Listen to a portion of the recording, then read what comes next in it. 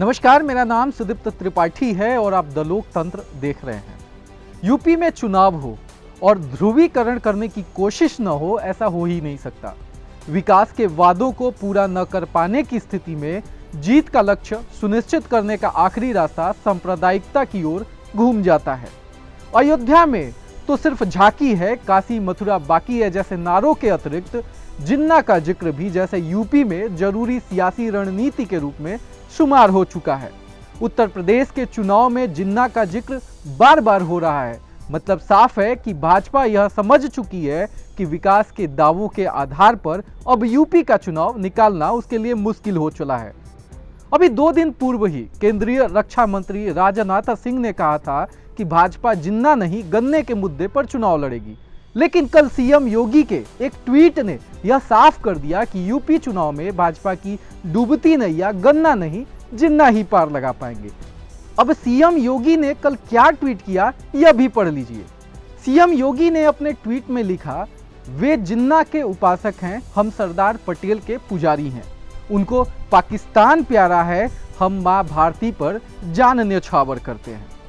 अब यूपी चुनाव में जिन्ना और पाकिस्तान का क्या काम? तो आपको बता दें कि सांप्रदायिक ध्रुवीकरण भाजपा की सबसे पसंदीदा रणनीति है और बीजेपी और उसका प्रचार तंत्र यह पूरी कोशिश करता है कि विरोधियों को इस खेल में उलझाकर पूरा सियासी लाभ ले लिया जाए। इसके पहले भी एक मीडिया चैनल पर अपने साक्षात्कार में योगी ने 80 बनाम 20 का जिक्र किया और यूपी की सियासत को सांप्रदायिक रूप देने की कोशिश की थी।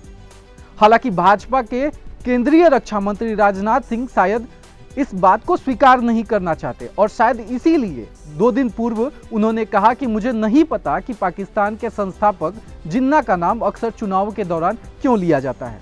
जो लोग इसका राजनीतिकरण करना चाहते हैं उन्हें यूपी की राजनीति में जिन्ना का नाम नहीं लेना चाहिए। इसके बजाय हमें किसानों और गन्नों की बात करनी चाहिए। यह बात राजनाथ सिंह ने 2 दिन पूर्व कही थी। अब राजनाथ सिंह को सीएम योगी को फोन करके यह जरूर पूछना चाहिए कि उनके कल के ट्वीट का मतलब क्या है।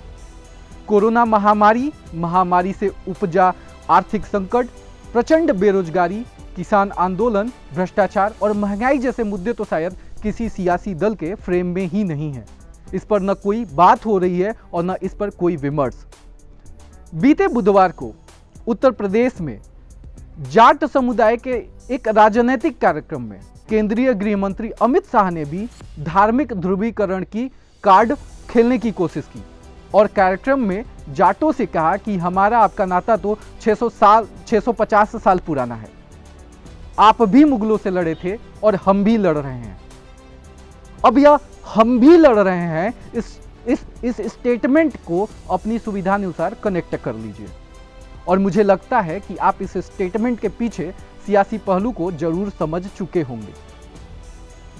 तो चलिए हमें इजाजत दीजिए इन सियासी रणनीतियों में फंसने की बजाय जनसरोकारी मुद्दों पर नेताओं से सवाल पूछिए। यह आपका कर्तव्य है, क्योंकि अगर हाथ में रोजगार न हो, घर में खाने को रोटी न हो, इलाज के लिए सस्ती सुलभ स्वास्थ्य सेवाएं न हो और बदन पर कपड़े न हो, तो मंदिर और मस्जिद की सीढ़ियां सिर्फ भीख मांगने के काम आएंगी।